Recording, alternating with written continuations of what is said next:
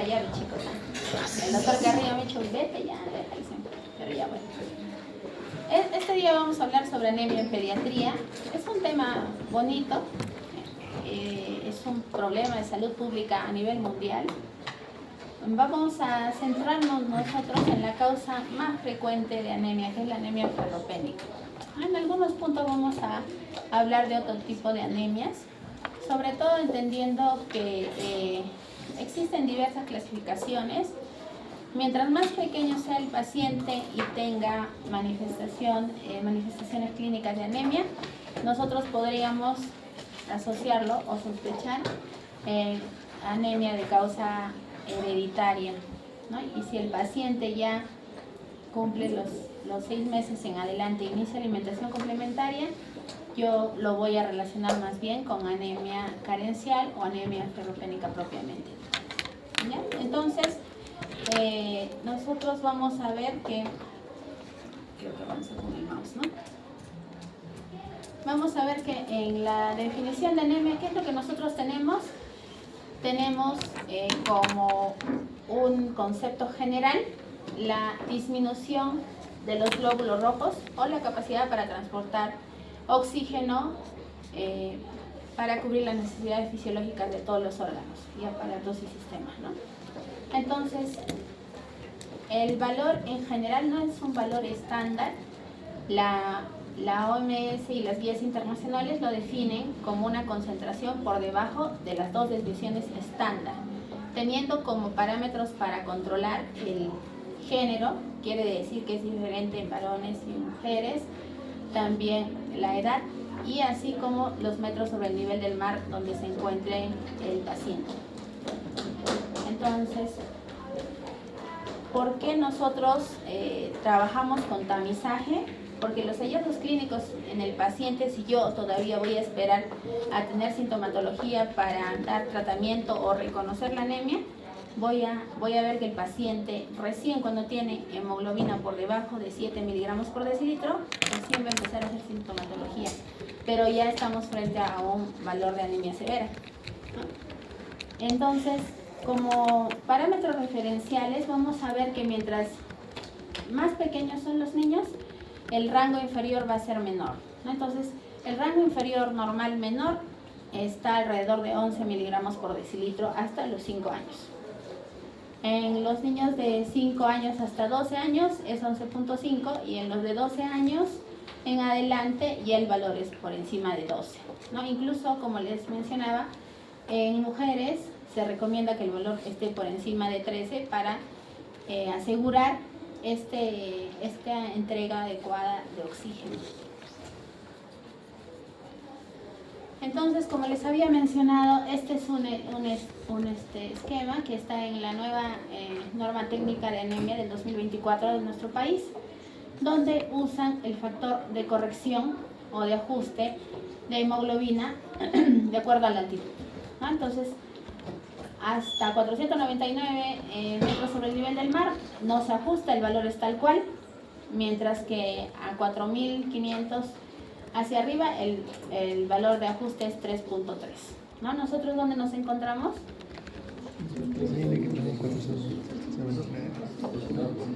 Entre 3000 y 3499, ¿no? Entonces nuestro valor de corrección es 2.1. ¿Eso qué significa?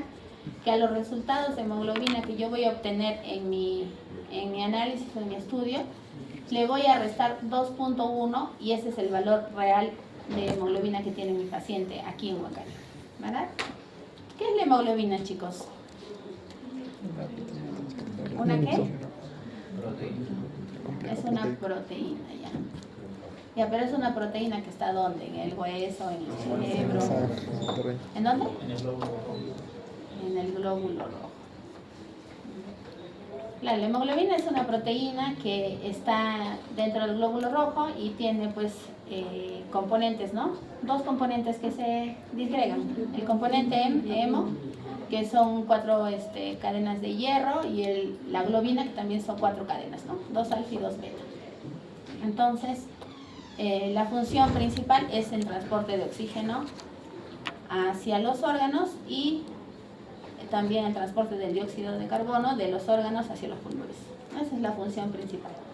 Entonces, tenemos que recordar eso porque nuestro tema va a girar en torno a la hemoglobina en casi toda la exposición. Entonces, no se olviden el factor de corrección que necesitamos saber de acuerdo al lugar donde nos encontremos.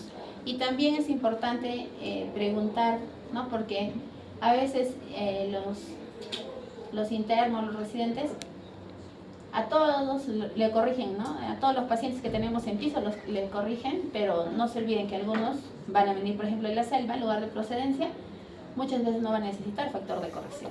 Entonces, eso es importante también tener en cuenta, ¿no?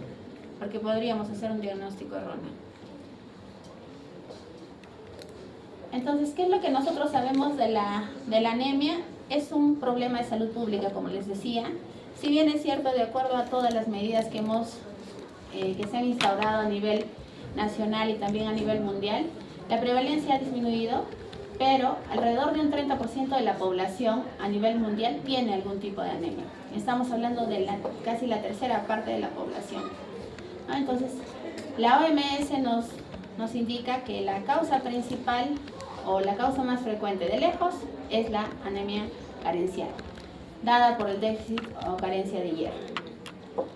¿Y cuáles son los grupos más vulnerables para este tipo de anemia? Los niños y las mujeres en edad fértil.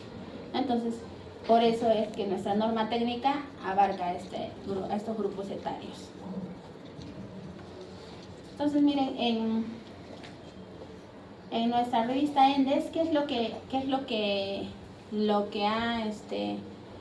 nos han descrito con el transcurso de los años? Si ustedes se dan cuenta, primero vemos, ¿no?, la edad en la que existen más casos de anemia, de lejos es los niños menores de 1 año, ¿no? Entonces, han considerado a niños desde los 6 meses. ¿Por qué? Porque en teoría los niños de 0 a 6 meses deberían recibir lactancia materna exclusiva, y la lactancia materna exclusiva en este grupo etario tiene la cantidad de hierro adecuada y el aporte de hierro adecuado.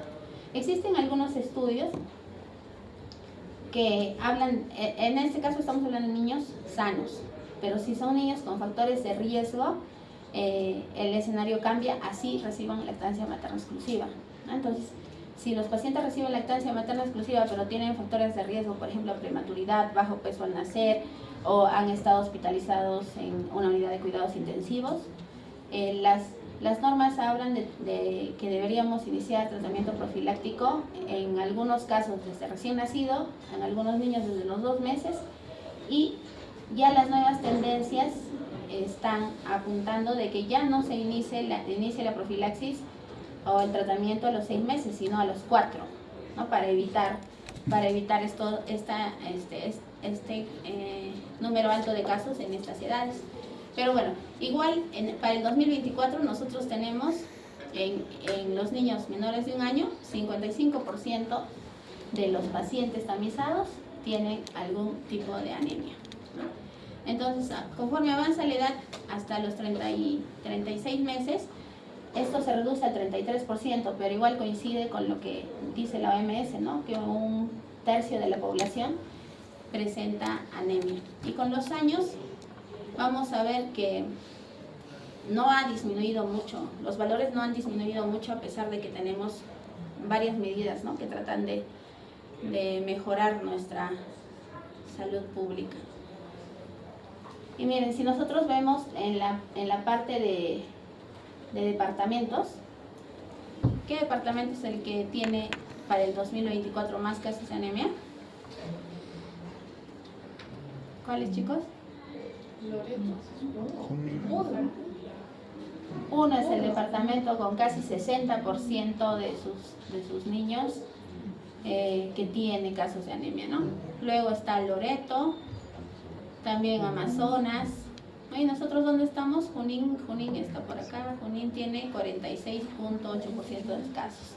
Casi el 50% de los niños, igual en Junín, siguen presentando anemia al 2024, a pesar de que ya se han mejorado las medidas, ¿no? Como ustedes van a ver, Antes había aporte de micronutrientes, que la tolerancia era baja, el sulfato ferroso igual la tolerancia era terrible porque por el volumen, por el sabor. Ahora hay hierro polimaltosado y aún así todavía tenemos índices altos de anemia. Entonces, ¿cuál es la causa? La causa de la anemia se basa principalmente en estas tres situaciones, ¿no? ¿Qué es lo que está pasando en mi paciente? Hay falta de producción. Entonces, en la falta de producción, ¿qué es lo que yo tendría que preguntar? Si hay enfermedades óseas, ¿no? Por ejemplo, leucemia, si hay enfermedades hereditarias de la sangre. Eso lo vamos a saber con la historia clínica, ¿no? Si hay algunos casos similares en los familiares de primer, segundo grado. Si hay enfermedades crónicas asociadas, por ejemplo, como insuficiencia renal. Por otro lado, las pérdidas, básicamente las pérdidas son por sangrado, ya sea un sangrado macroscópico o un sangrado microscópico, o un sangrado agudo, que sí es notorio, pero también puede haber un sangrado crónico, ¿no? Sobre todo en algunas enfermedades. O es la deficiencia de nutrientes. En la deficiencia de nutrientes tenemos el hierro, el ácido fólico, el complejo B y la vitamina C. Entonces, básicamente en pediatría, la causa principal es la deficiencia de nutrientes, es decir, del hierro. Entonces, miren, ¿cuáles son las causas ya específicas de anemia ferropénica? Está dividido en 4 aspectos, ¿no? Entonces, el primero es que haya una absorción insuficiente, ¿no? El hierro tiene que ingresar por la alimentación o por la leche materna y tiene que haber una absorción adecuada para que yo tenga la cantidad suficiente a nivel sanguíneo. Entonces, si hay una absorción insuficiente, que esto puede deberse a ingesta dietética insuficiente o también alguna enfermedad o un síndrome de mala absorción, ¿no? En pacientes con enfermedad celíaca, intestino corto o algunas otro tipo de enfermedades. Entonces, podría ser esta la causa, ¿no? Luego están pérdidas aumentadas. Y en pérdidas aumentadas lo que nosotros tenemos que poner énfasis es a la parasitosis intestinal. Si bien es cierto, algunos parásitos pueden ocasionar más o pueden ser la causa de anemia más que otros, el estudio parasitológico es muy importante antes de iniciar el tratamiento o pensar en un paciente con anemia ferropénica. Entonces, la uncinariasis es la parasitosis más frecuente que ocasiona anemia en los pacientes. Si ya estamos hablando de adolescentes, también una causa importante es las pérdidas por el ciclo menstrual que tengan, ¿no? Entonces, es importante, si es una paciente que ya inició su menstruación, preguntar sobre este antecedente. También episodios de epistaxis, que no nos podría parecer muy grave, pero si esto es recurrente, habría que ver como una posible causa también, ¿no? Pérdida sanguínea por otros órganos, hay que describir enfermedades que puedan tener de repente pérdidas microscópicas, ¿no? Por ejemplo, sangre oculta en heces, habría que pensar en eso. Y si yo ya estoy pensando en un neonato, en un lactante menor de 3 meses, puede haber anemia por enfermedades propias de la gestación o del parto, ¿no? Por ejemplo, placenta previa, desprendimiento de placenta o cretismo placentario. Luego están los depósitos disminuidos. Y en depósitos disminuidos están el grupo de los prematuros, los gemelares, los que han hecho transfusión materna o fetal, ¿no? O han sido gemelos de repente. Entonces, en este grupo es donde, como les decía, el aporte de hierro se da en edades más tempranas. Y el último aspecto es el aumento de requerimientos. ¿En qué momento los pacientes necesitan más aporte de hierro? Y es básicamente cuando hay un crecimiento acelerado, ¿no? Estamos hablando de la etapa de la lactancia y de la adolescencia.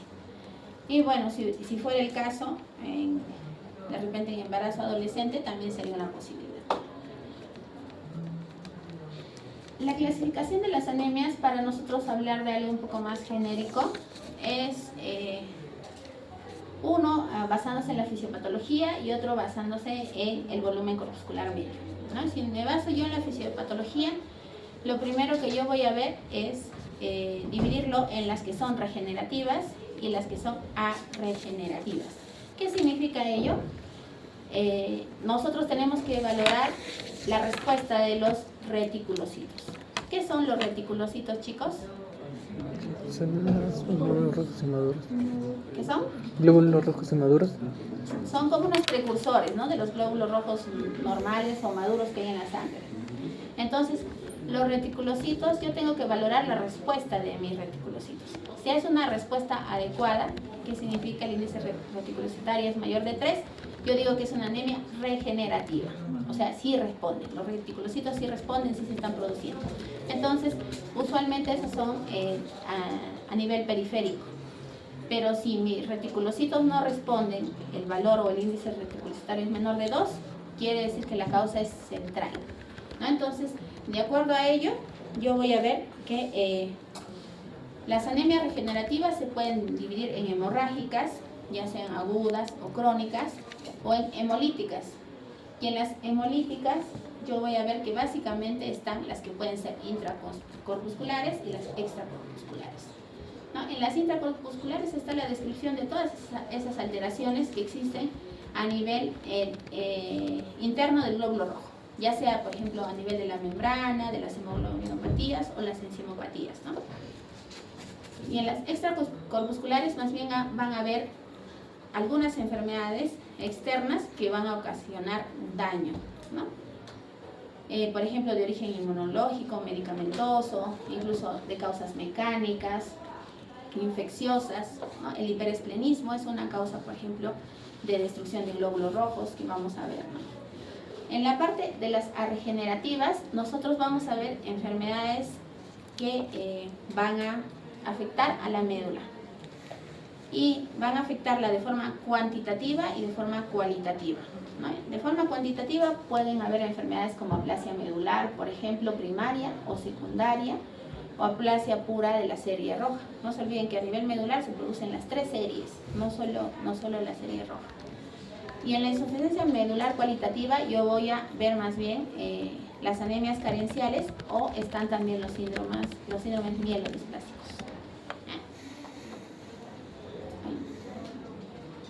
Y esta es la clasificación la que más frecuentemente se usa, ¿no? Que es la asociada al volumen corpuscular medio y los reticulocitos, o la respuesta de los reticulocitos. Entonces, el volumen corpuscular medio normal se llama anemia o se llama normocítico, ¿sí?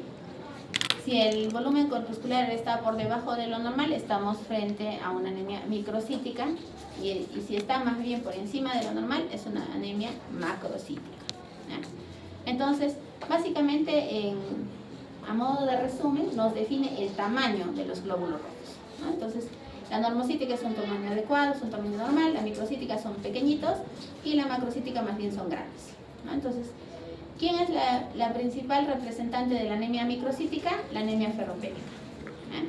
Entonces, en la anemia ferropénica yo, ¿qué es lo que voy a ver? Que sí es regenerativa. ¿Qué quiere decir? Que yo voy a medir el índice reticulocitario y va a haber respuesta de los reticulocitos, ¿eh?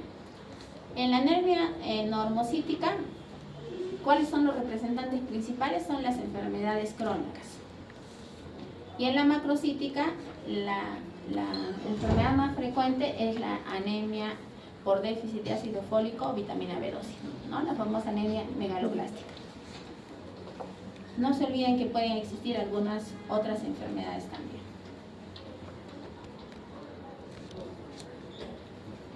Miren, entonces, ¿cómo es la fisiopatología del hierro, ¿no? Que es lo principal que nosotros vamos a tener que conocer para entender la anemia ferropénica?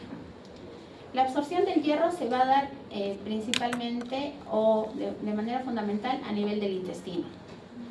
Entonces, existen algunos mecanismos por el que se da. Entonces, participa la ferrirreductasa para ingresar el hierro a nivel intestinal y poder absorberlo y enviarlo al resto de los órganos. Aquí cuando damos hierro de forma externa, existe pues una recomendación, ¿no? Entonces la recomendación es que se ingiere el hierro con alimentos ácidos, por ejemplo jugo de naranja, para que la absorción sea mayor.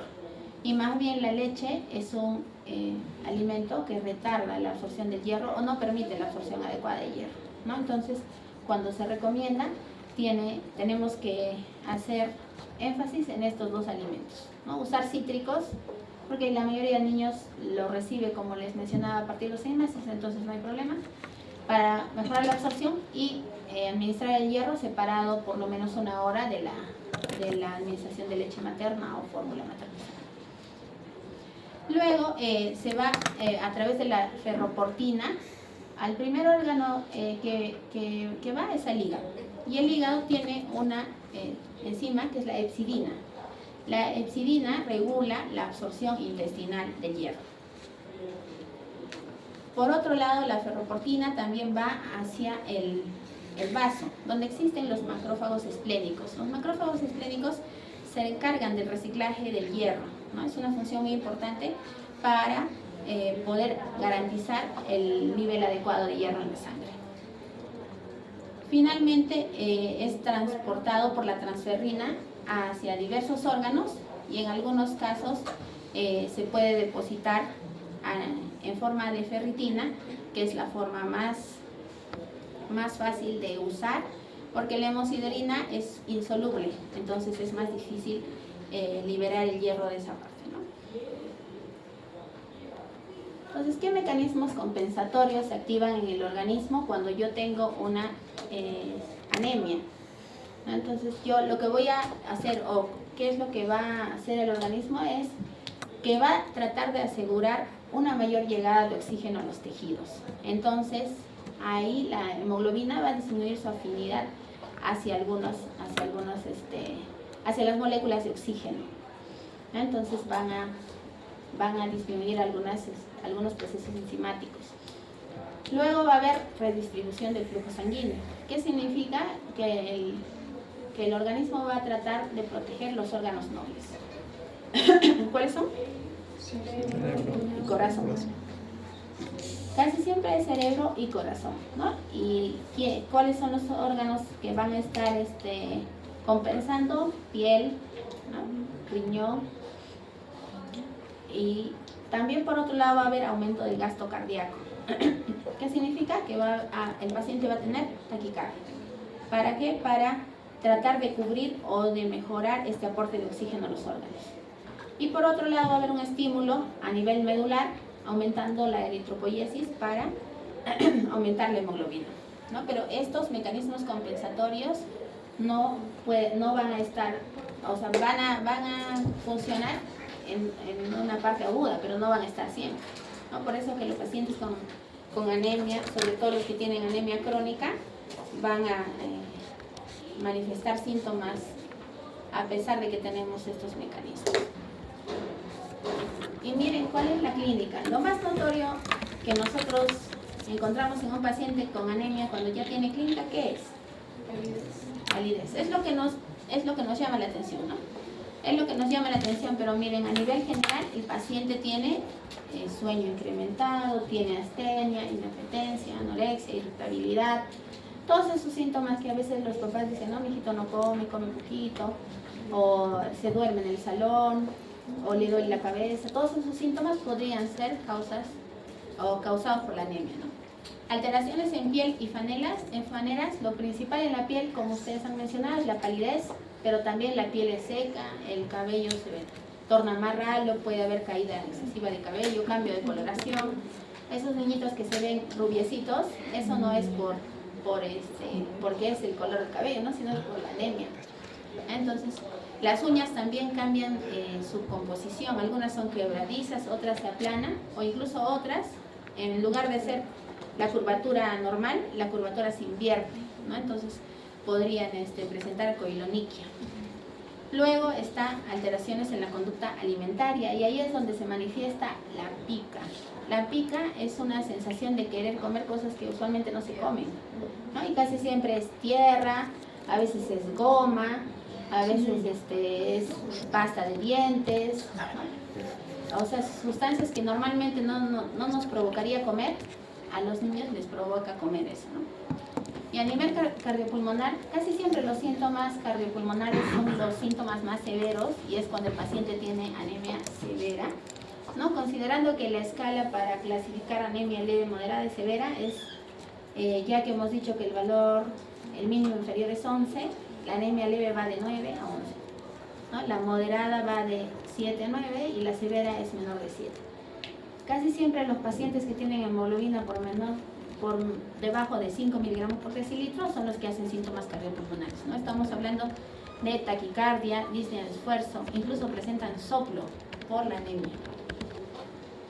En las alteraciones digestivas vamos a ver la famosa quilitis, estomatitis, glositis, la lengua se torna bien roja y en algunos casos incluso puede ser un poco dolorosa o notarse inflamada, brillosa, ¿no?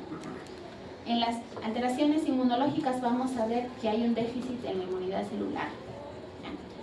Y en los síntomas neurológicos básicamente se centran en alteraciones del desarrollo psicomotor, del aprendizaje y de la atención, ¿no? Donde están perjudicadas funciones como la memoria, la atención y la respuesta a estímulos sensoriales. Entonces, reconocer a un paciente con anemia es importante porque estamos viendo que no solo se afecta la coloración de la piel, sino varios órganos más. Por eso es que aquí les presento, ¿no?, las manifestaciones no hematológicas de la deficiencia de hierro. Si bien es cierto, el hierro es parte principal de la hemoglobina, pero no es su única alteración. Entonces, miren ustedes, ¿cuáles son los trastornos que están confirmados que se producen por la deficiencia de hierro?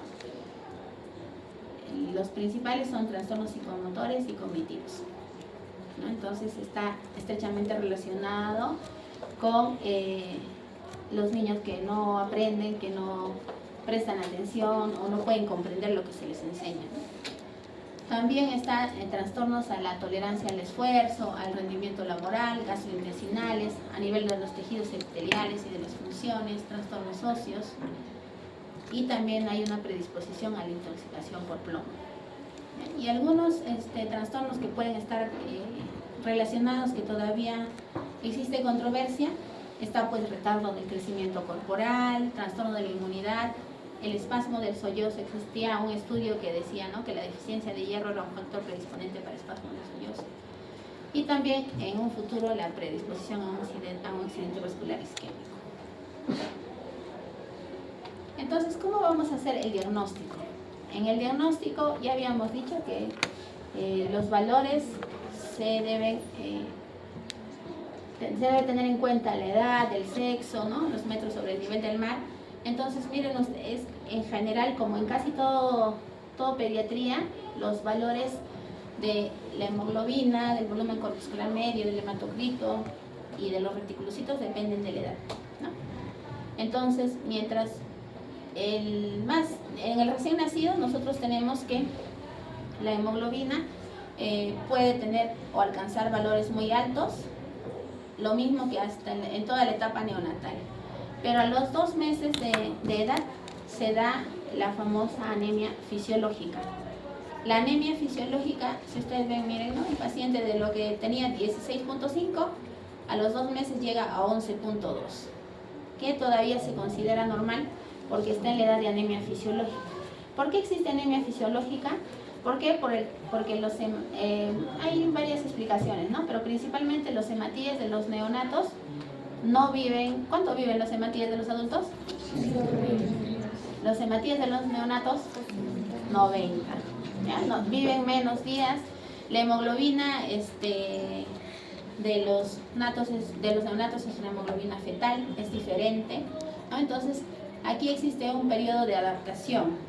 Por eso es que a los 2 meses se considera normal ese valor de hemoglobina. Y a los 6 meses, que es donde va a iniciar la alimentación complementaria, ¿no?, la hemoglobina, la media del menos 2 desviaciones estándar está en 12.6. y luego ya con los años se va recuperando hasta que en la edad adulta deberían ser los valores alrededor de 14. Igual el hematocrito, igual el volumen corpuscular medio. Si ustedes van a comparar para hallar o clasificar qué tipo de anemia es, tenemos que valorar el volumen corpuscular medio. Nosotros habíamos dicho que los niños que más anemia tienen, ¿en qué edades están? Menores de un año, ¿no es cierto? Y miren aquí, a los 6 meses el volumen corpuscular medio de un niño es 76 y la media menos 2 desviaciones estándar es hasta 68. O sea que por debajo de 68 yo recién voy a decir que mi paciente tiene anemia microcítica. A eso se refiere. Entonces tenemos que darnos o extrapolar los valores de acuerdo a la edad del paciente para no hacer un diagnóstico incorrecto. Igual la concentración de hemoglobina corpuscular media, igual de acuerdo a la edad existen los valores, ¿no? Igual la respuesta de los reticulocitos. Luego también está, para yo clasificar en la anemia si es regenerativa o arregenerativa, tengo que usar el índice reticulocitario corregido. Es importante corregir ello. Entonces, ¿qué es lo que yo voy a hacer? El hemograma me va a dar el valor de los reticulocitos. Entonces, voy a poner reticulocito real por hematocrito real sobre hematocrito normal para la edad y sexo, ¿no? Entonces, esos son los reticulocitos corregidos. Luego, el índice de producción reticulocitaria se saca los reticulocitos corregidos entre la vida media de reticulocitos, ¿no? Y la vida media, como está aquí descrito, es de acuerdo al valor de hematocrito, ¿no? Entonces, tú vas a ver qué valor de hematocrito tiene tu paciente y de acuerdo a eso, este es el factor que vas a usar para dividir. Y una vez que tienes eso, vas a decir si es una anemia regenerativa o arregenerativa. Para eso nos sirve. Entonces, miren chicos, existe también algunas afectaciones en órganos y sistemas que nos pueden hacer pensar más bien en qué es otro tipo de anemia, ¿no? Porque, ¿qué es lo que voy a hacer? Lo primero que voy a hacer cuando estoy frente a un paciente en el que sospeche de anemia, ¿qué le voy a tomar? ¿Qué examen le voy a pedir? El hemograma. ¿Y en el hemograma qué voy a considerar? Primero voy a considerar hemoglobina, ¿no es cierto? Y entonces, de acuerdo a las desviaciones estándar que conozco, o a los valores estándar que conozco, y a la corrección de acuerdo al nivel del mar, voy a decir si el paciente tiene o no tiene anemia. Primero.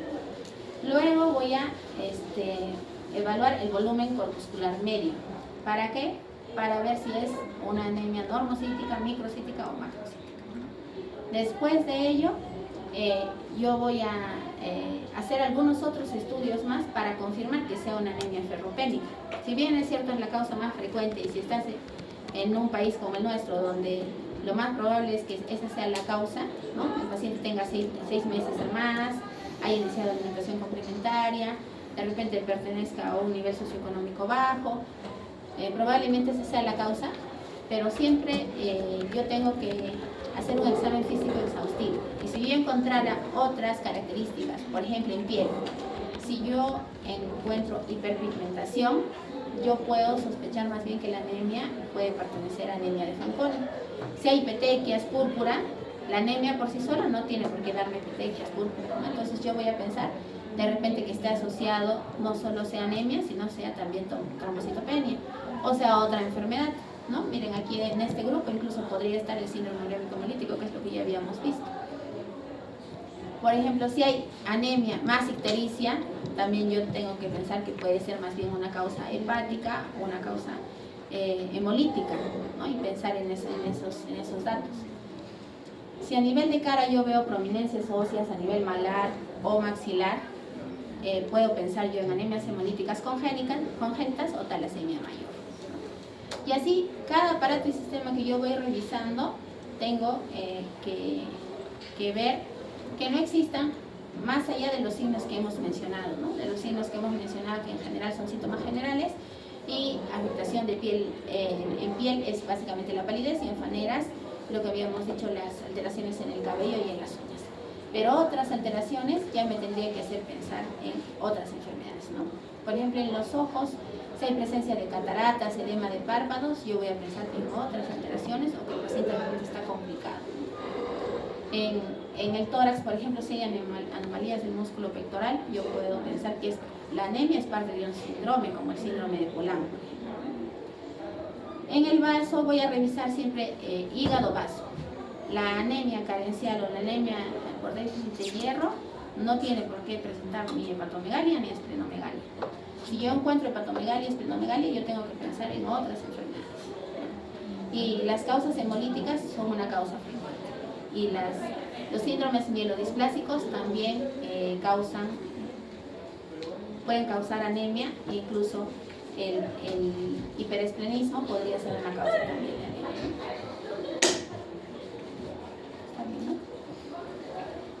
Y miren, esto es algo muy importante que deben conocer ustedes, porque nosotros estamos hablando de que vamos a hacer diagnóstico de anemia cuando mi paciente tiene hemoglobina baja, ¿no es cierto? Pero esta diapositiva nos habla de las carencias, digamos, en etapas preventivas. Entonces, miren, la carencia prevalente es cuando ya la hemoglobina puede estar normal, pero ya empieza a disminuir las reservas de hierro, ¿no? Y las reservas de hierro, básicamente, como les había dicho, está medida por la ferritina sérica, que no es un estudio usual que hacemos, ¿no? Porque es un estudio caro también. En la etapa del COVID, la ferritina es un marcador inflamatorio también, ¿no? Entonces, nos ayudaba, por ejemplo, para hacer seguimiento a los pacientes del COVID, ¿no? Entonces, no es un examen que hacemos de rutina, pero el punto de corte para niños es 12 microgramos por litro. Entonces, si tu paciente tuviera 10, 8, a pesar de que la hemoglobina esté normal, tú ya estás pensando en que este paciente puede ser un candidato para profilaxis con hierro, ¿no? Incluso esto es importante porque en el tratamiento de hierro, por eso la explicación del tratamiento del hierro no es una semana, 15 días, 20 días, son meses de tratamiento, ¿no? Para asegurar estos depósitos de forma correcta. Cuando ya hay una carencia latente es cuando ya hay un insuficiente aporte de hierro en el tejido hematopoyético. Entonces ahí el método que se usa es la protoporfirina eritrocitaria, ¿no? También tendríamos el punto de corte para niños es 80 microgramos por mililitro. Cuando ya es una carencia manifiesta es lo que nosotros medimos, ¿no? Medimos hemoglobina, hematocrito, volumen corpuscular medio. Ya la disminución está, pero a nivel de la hemoglobina circulante, ¿no? Entonces, en esta etapa yo voy a necesitar más tiempo de tratamiento en mi paciente para corregir el déficit. Y bueno, como hemos dicho que la causa principal es la anemia ferropénica, y la anemia ferropénica es una anemia microcítica hipocrómica, es importante considerar estos datos para diferenciarlo de otras patologías, ¿no? Entonces, miren, en la anemia ferropénica, ¿qué es lo que yo tengo? Tengo ferritina disminuida, porque no hay depósitos, sideremia disminuida, así como los transportadores también disminuidos. La transferrina está aumentada porque no hay hierro que transferir, ¿no? La transferrina lleva el hierro a todos los órganos. Entonces, como no hay hierro que transferir o está disminuido, está más libre. Y los reticulocitos pueden estar disminuidos o normales, ¿no? En el rasgo talasémico, en cambio, todos estos datos, también es una anemia microcítica hipocrómica, pero todos estos datos en general van a estar normales, igual que en el saturnismo, en la anemia asociada a un trastorno o enfermedad crónica. Entonces, es importante para hacer un diagnóstico final, lo ideal sería que yo le tome por lo menos ferritina y transferrina. Nosotros, ¿qué tenemos? Tenemos eso, ferritina, transferrina y reticulocitos. El resto no tenemos. Entonces, es importante para hacer el diagnóstico iniciar el tratamiento. Entonces, miren, el tratamiento. Entonces, como les mencionaba, el tratamiento con hierro es un tratamiento largo. Para empezar, es un tratamiento largo que necesita disciplina, ¿no? Porque Si para nosotros es difícil cumplir un tratamiento de 5 o 7 días con algún medicamento antibiótico por meses, es más difícil aún, ¿no? Entonces, nuestra norma técnica ha ido cambiando porque antes el aporte era con sulfato ferroso. El sulfato ferroso era, para empezar, en jarabe. Y lo otro es que la cantidad de hierro que yo voy a aportar está basada en el hierro elemental. Si el sulfato ferroso, la composición era otra y el hierro elemental era la quinta parte de su composición, ¿no? Entonces tenías que aportar gran volumen para asegurar el hierro elemental para que le correspondía a tu paciente, ¿no? Y lo otro era que era una sal ferrosa que tenía que transformarse, ¿no? Entonces todo eso hacía difícil su aporte. Ahora ya nosotros tenemos en gotas, ya no en jarabe, sino en gotas. El sulfato ferroso también, que miren, una gota tiene 1.25 miligramos de hierro elemental. Pero también hay el complejo polimaltosado férrico, donde una gota tiene 2.5 miligramos de hierro elemental.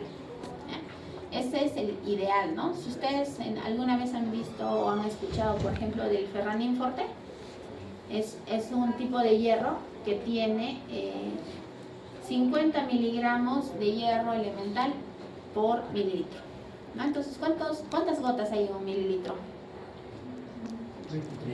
20 gotas, ¿no? Entonces, si yo digo que tiene 50, entonces 50 entre 20 es 2.5, ¿no?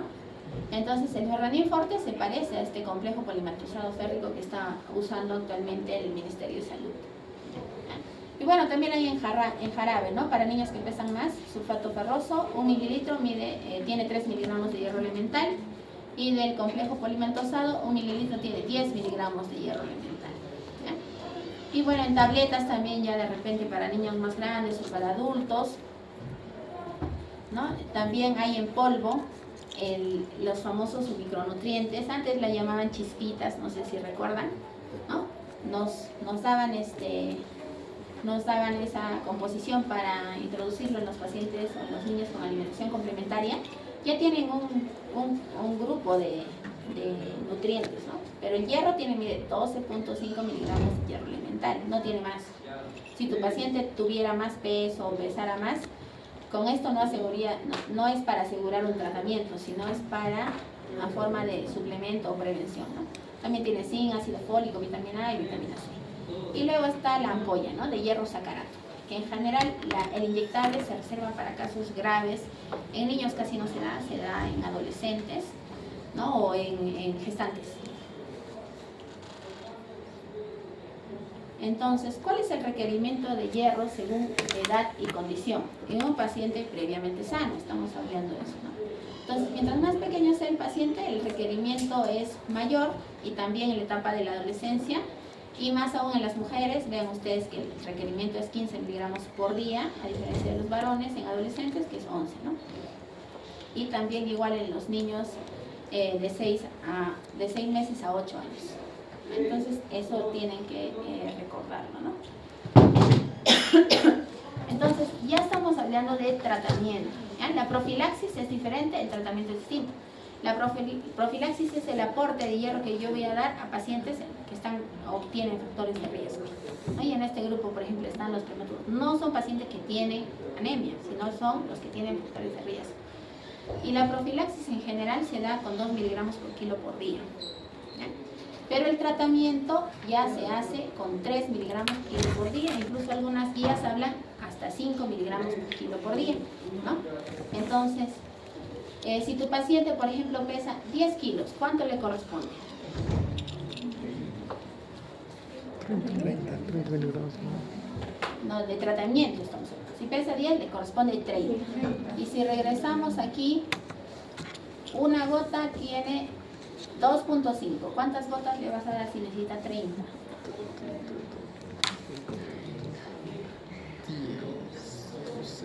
Ya se confundieron. Mi vida fue sin calculadora, ya en su mente están dividiendo. 12 gotas. ¿12 gotas? ¿Todos de acuerdo? Entonces le vas a dar 12 gotas a tu paciente que pesa 10 kilos, 12 gotas de complejo polimaltosado férrico, ¿ah? Porque si es el otro, es el doble, ¿no? Si es sulfato ferroso, 24 gotas. Eso tienes que tenerlo en cuenta siempre. Tú te vas a aprender, ya no, al paciente le voy a dar 10 gotas, a todos 10 gotas. Un día te mandan polimaltosado, otro día te mandan sulfato ferroso. ¿Intoxicas al paciente o no le das el tratamiento correcto? Entonces tienes que tenerlo en cuenta siempre, ¿ya? Entonces, y la frecuencia, todos los días, duración, 6 meses continuos. ¿Por qué? Por lo que les expliqué, ¿no? No solo yo voy a asegurar de que mi valor de hemoglobina llegue a lo normal, porque en estos pacientes lo que se hace es, yo le hago un control de hemoglobina ahora, al mes de tratamiento, que ya debió subir por lo menos 1 a 2 miligramos por decilitro, y luego a los 6 meses para terminar el tratamiento, ¿ya? Entonces la nueva norma antes era 3 a 6 meses, ahora es 6 meses continuos. Y luego aquí me van a decir, ay, doctora Hierro, qué cosa. Yo voy a darle todos los días sangre de pollo, vaso de res, le voy a dar riñón, hígado, charqui, pulmón. ¿Ya? ¿Ustedes comen todo eso? Bueno, ustedes ya no importa que se sean. Se verán más blanquitos, no mentira. No me importa, no mentira.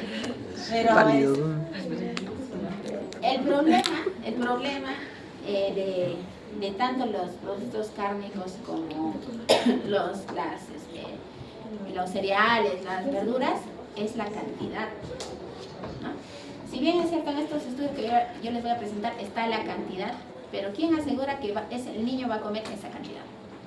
Ahí está el problema, ¿no? En cambio, cuando tú le administras el hierro, por ser poco volumen, sí lo va a tomar, ¿no? Entonces, miren, la cantidad de hierro en miligramos por ración de 2 cucharadas. ¿Cuánto estamos hablando? De 30 gramos. De sangre de pollo cocida, 8.9. ¿Cuánto necesitaba tu paciente? 30, ¿no? Entonces, ¿cuántos le vas a dar? ¿Cuántos gramos? Para llegar a 30 tendrías que darle como 120. ¿Comerá?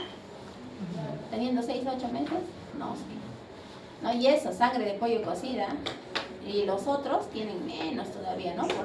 Por ejemplo, carnero, pulpa, la pulpa, 0.6. La carne de res, 1. El bonito, algunos pescados, 2.6. ¿no? Entonces, si usaríamos algún alimento, sería sangre de pollo cocida, ¿no? Pero asegurar de que consuma, y todos los días estamos diciendo, porque todos los días necesita para corregir. Yo creo que en 3 días ya el niño no va a querer ver sangre de pollo nunca en su vida. Pienso que no, ¿no? Luego aquí están, por ejemplo, algunos cereales, algunas verduras, ¿no? Por ejemplo, la soya. Algunos decían que la soya, ¿no? ¿La soya cuánto te da? Media taza de soya, 4.4. Y soya entera, porque la soya que preparan, eso creo que hacen una tacita para 20 vasos, ¿no? 15 vasos, no sé. Ese es el problema de administrar, o sea, hierro. Como suplemento está bien, ¿no? Yo le voy a dar soya, le voy a dar carnecita, sangrecita, hígado, bofe, lo que ustedes deseen. Pero para asegurar y garantizar el tratamiento como tal, eso va a ser más difícil, ¿no? Por ejemplo, espinacas frescas cocinadas, media taza, 3.3. Para 30, 10 tazas, ¿no? 5 tazas, ¿no? 5 tazas comerás tu espinaca. No sé, está difícil, está difícil. Entonces, esa es la desventaja. La desventaja con usar solo los alimentos, ¿no? Usar solo los alimentos para prevenir que haga anemia está bien. Pero cuando ya tiene anemia, que solo con los alimentos lo corrija, eso ya es más difícil. ¿Y cuáles serían las consideraciones para iniciar el tratamiento con hierro endovenoso? Lo primero es que tengo que tener dosaje de ferritina, ¿no? Entonces, lo otro es que existe pues una respuesta inadecuada al tratamiento bioral. Estamos diciendo que es un tratamiento que voy a dar todos los días por 6 meses. Y en general, niños o bebitos, yo no he visto que lo vomiten, que no lo toleren, pero adolescentes, gestantes, uy, sí, lo vomitan. Ellas sí tienen una sensibilidad aumentada al hierro, entonces sí pueden tener gran intolerancia, ¿no? Y lo otro es, decíamos que le hacemos controles, entonces el hierro tiene que subir por lo menos, o garantizar que suba por lo menos de 1 a 2 miligramos por decilitro al mes, Si es que no sube, tú haces control al mes y no sube, sería un paciente candidato a usar hierro endovenoso. Luego están las patologías que condicionan malabsorción, porque estamos diciendo que al ser un medicamento vía oral, necesito que la absorción sea adecuada para garantizar el depósito de hierro correcto. Pero si es un paciente que tiene alguna enfermedad crónica, ha tenido resección intestinal, intestino corto, ha habido alguna cirugía, de repente no va a haber una absorción adecuada, ¿no? Y bueno, ya si el paciente no tolera, definitivamente está vomitando todo, hay niños que pueden ser muy sensibles y ni bien le dan el hierro, vomita. Ya tendríamos que iniciar la terapia o el tratamiento endovenoso. El tratamiento se realiza hospitalizado. ¿Ya? No es que va a venir la enfermera y va a poner hierro en mi casa. Tengan cuidado con eso, chicos, ¿ya? ¿Por qué? Porque yo voy a calcular el déficit de hierro. Entonces necesito estos valores, ¿no? Tu peso, la hemoglobina diana, la hemoglobina actual. Y de acuerdo a eso yo tengo que pasar o administrar el hierro. A veces se puede repetir en semanas incluso. Entonces es importante manejarlo hospitalizado, ¿ya? Pero no, como les digo, no es usual en niños, sobre todo en niños tan pequeños, no es usual. Toleran muy bien el hierro por vía oral. Pero si se diera el caso, ya necesitaríamos pues hacerlo. Entonces, miren, a manera de resumen, ¿qué es lo que nosotros vamos a ver en la anemia? Primero, el valor de hemoglobina, ¿no? Lo primero. Luego vamos a ver el volumen corpuscular medio, para clasificarlo en, como ya les había mencionado, normocítica, microcítica o macrocítica, ¿no? Y después de ello, ¿qué voy a ver? La respuesta de los reticulocitos, ¿no? Si hay respuesta disminuida o normal, a la cabeza está deficiencia de hierro, ¿no? Si hay respuesta incrementada, entonces más bien yo voy a hablar de talasemia o otras enfermedades. Igual si el volumen corpuscular es normal, igual si hay volumen corpuscular aumentado, ¿ya? Entonces, no se olviden que yo todos esos valores los tengo que conocer de acuerdo a la edad de mi paciente, ¿no? Siempre tengo que recordar que en pediatría no es un valor absoluto, ¿ya, chicos? Eso sería todo. ¿Tienen alguna pregunta? Muy bien, qué bueno. Si no hay preguntas, vayan en paz, chicos. Gracias, doctora.